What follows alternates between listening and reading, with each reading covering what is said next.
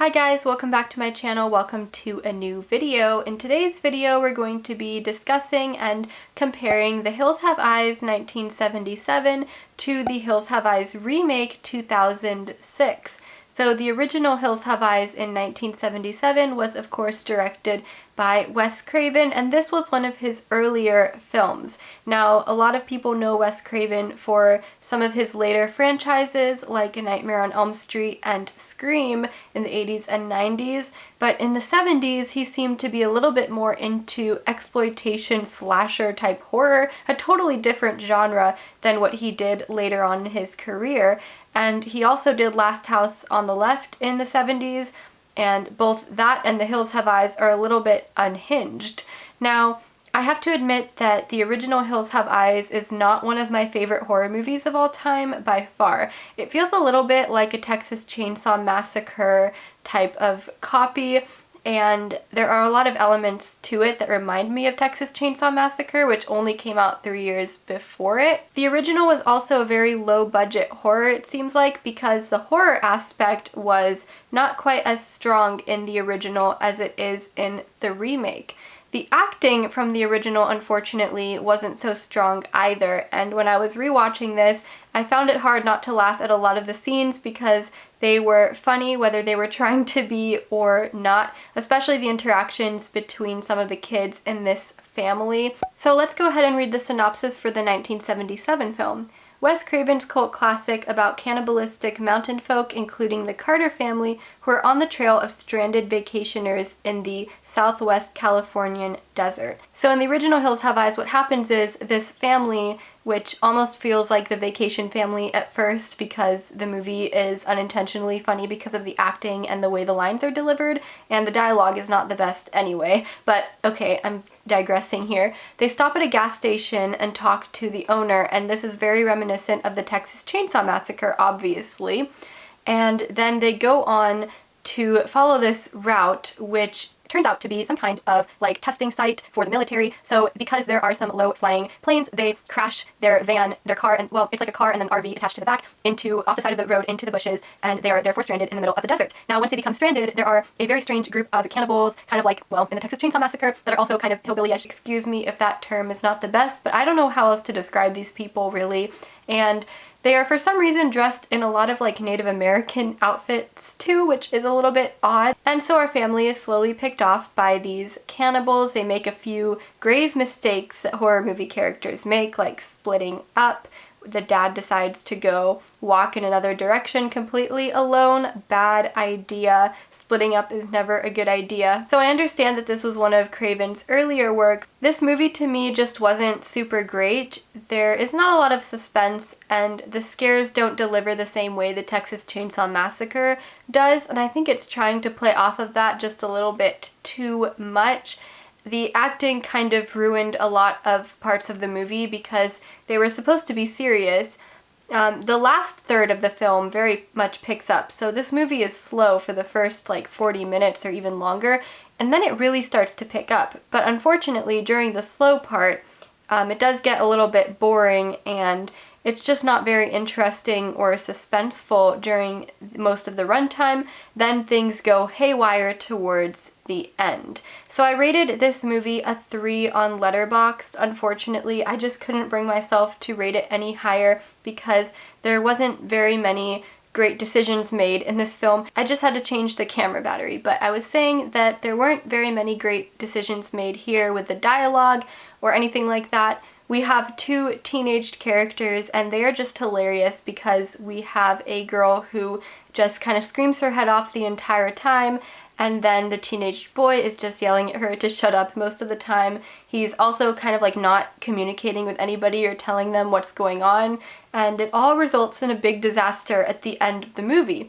Now, I will say that there are some high stakes here because one of the characters is a baby, and the baby is at one point stolen by one of the hillbilly cannibal people. Probably my favorite part of the entire movie was, spoiler alert, when at the end Ruby, who is part of this hillbilly cannibal family, but obviously she doesn't seem to fit in here, she doesn't really want to cause harm to this family, she is able to save the baby. Well, the cannibal guy gets the upper hand, and Ruby is able to save the day by grabbing a rattlesnake kind of like by the neck, if they even have necks, because their entire body is kind of just like that. But she grabs a snake by the neck and holds it up to him so the rattlesnake can bite him.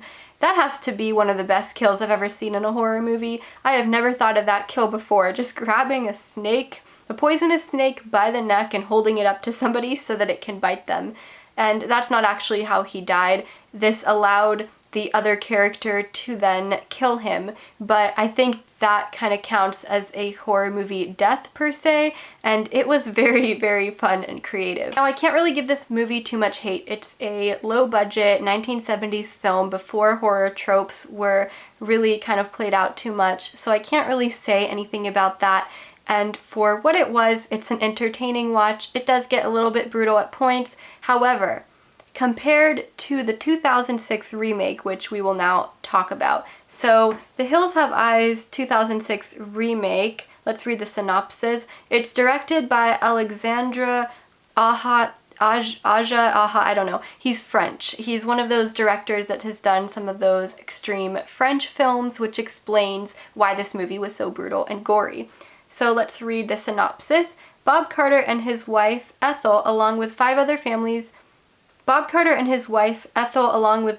members of the family, are headed for San Diego with their camper vans. An accident strands them in the desert, and while two of the men go for help, the others are forced to wait.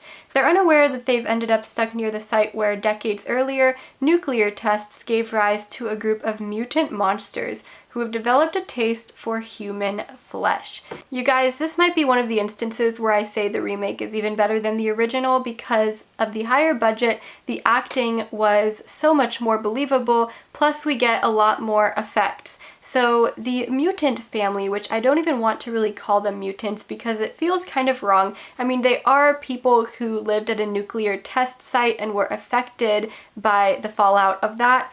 And so calling them mutants seems kind of wrong until you meet the characters of these movies. But for the sake of the video, I'm just going to refer to them as the townspeople, because unlike the original Hills Have Eyes, there's actually a deserted desert town here that looks like it was the product of nuclear fallout, and it's just completely deserted. There's creepy mannequins everywhere, and these people live in that town. Like they do in many horror movies, there are newspaper clippings explaining what happened, and it's actually really sad. I remember seeing documentaries about the effects of nuclear testing, so this movie definitely goes pretty far with that. And they are completely kind of deformed as a result. There is one person, a man, who has a very large head, and he has to sit in the chair with his head over the back of the chair. So that part was a little bit over the top. Nevertheless, the effects are really good in this movie. So at first, this movie kind of is a play-by-play of the original, and it pretty much follows exactly what the original did. But then when we get to the third act, things get a little intense. We have a character who's in this town that didn't exist in the original but exists in the remake, and there is a lot of brutality. There's in particular an RV scene which happens both in the original and the remake, where multiple characters are terrorized and killed by some of the townspeople. The RV scene in the remake is far more brutal and hard to watch and scary than the RV scene in the original, if I'm being honest. It's probably due to the taste of our director for the remake, but it was very scary, this scene, and very uncomfortable to watch, as so many things are going really terribly wrong with this family. There was a scene where one of the guys bites off the head of a parakeet and we have to actually see it, whereas in the original something similar happens, but of course they didn't have the great effects in the original. Now, another good thing about the new movie is it didn't have people dressed up in Native American outfits, which didn't make any sense to the original. And since we get better acting, our characters are more believable and we do genuinely feel bad for them. But just like the original, the movie is slow for most of the first and second act and just picks up a lot towards the end. However, once it picks up, it's full on terror.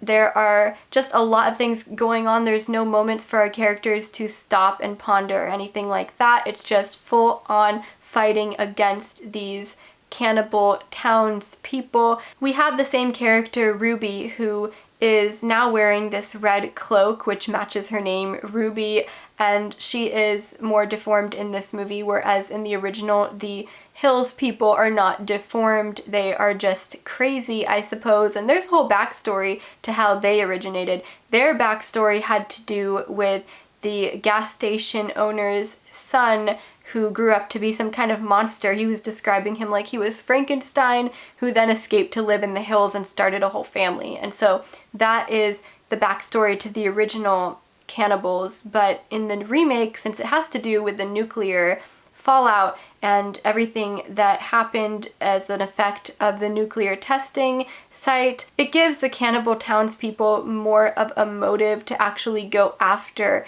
the RV family who's just traveling, trying to reach California. So I like that we have more of a motive there for their absolute terror that they are bringing upon our RV family. As far as the ending goes, we don't get the snake scene, unfortunately. I was a little bit upset about that. I wanted the snake scene to happen, but the snake scene didn't happen. Instead, we get a very dramatic, spoiler alert, scene in which Ruby jumps with one of her relatives off of a cliff in order to save the baby. The names are a little bit forgettable in this movie, so I am sorry if I am not mentioning them, but the dad of the baby is saved by Ruby, who throws herself and her relative off of a cliff. So dramatic, yes. As cool as the rattlesnake move in the first one, I suppose not. The 2006 movie is also very nasty, very bloody, very gory, very disturbing, and because of that, I think it really took the film to the next level. Now on Rotten Tomatoes, this one is rated lower than the 1977 one, which was honestly a surprise to me because I didn't really think the 1977 one was all that great, but I suppose it was a little bit more subtle, and maybe the brutality of the remake didn't do well for a lot of critics and audiences watching it, especially back in 2006. We had a whole bunch of remakes, and this one kind of just fell in the bucket with a bunch of other ones. However, now looking back years later, you can see, rewatching it, I guess how much more credit this movie kind of deserves. It's definitely not going to be up everybody's alley, but for the type of movie it was trying to be in the 70s with the budget that they had, I think the 2006 remake really did it justice. And it honestly felt like one of those movies that was in need of an update. Now, I never felt that way about the original Texas Chainsaw Massacre because the pure grittiness and disturbingness of the atmosphere in that movie is in no way able to be replicated. And so I know there are a lot of fans that love the 2003 Texas Chainsaw Massacre remake, but I personally have yet to watch it. I know I will eventually, but one thing I really love about the original is the subtlety of the actual gore, but how disturbing psychologically the movie is and how it falls more into a psychological horror versus just a brutal gore fest, versus some of the sequels, and I'm sure the remake is probably very gory, but I promise I will give it a chance at some point. So we're not even talking about The Hills Have Eyes anymore, probably because it is so reminiscent of the Texas Chainsaw Massacre. But back to The Hills Have Eyes, I rated the 2006 version a 3.5 on Letterboxd, but I'd rather give it more like a 3.6 or a 3.7 because it has a very good shock factor. Like, the shock value of this movie is very strong, and the brutality and just how disturbing it truly is without being dumb, if that makes sense. Like, we grow to know these characters in the first act and some of the second act of the film, so it's not just like watching some random people get hacked up or anything like that. It's definitely something that hits a little bit harder than that, and the hill town people have an actual motive, which really helps to, well, it helps us to understand them a little bit more, as terrible as they might be. All in all though, The Hills Have Eyes 1977 and 2006 are not my favorite horror films. However, they rank pretty high among like B-tier horror films in my mind, so not the ones I would gravitate to, but maybe the ones just one slight level below that. And I think they definitely hold an important place in horror movie history. So let me know which movie you like more, the 1977 original or the 2006 remake, and let me know your reason.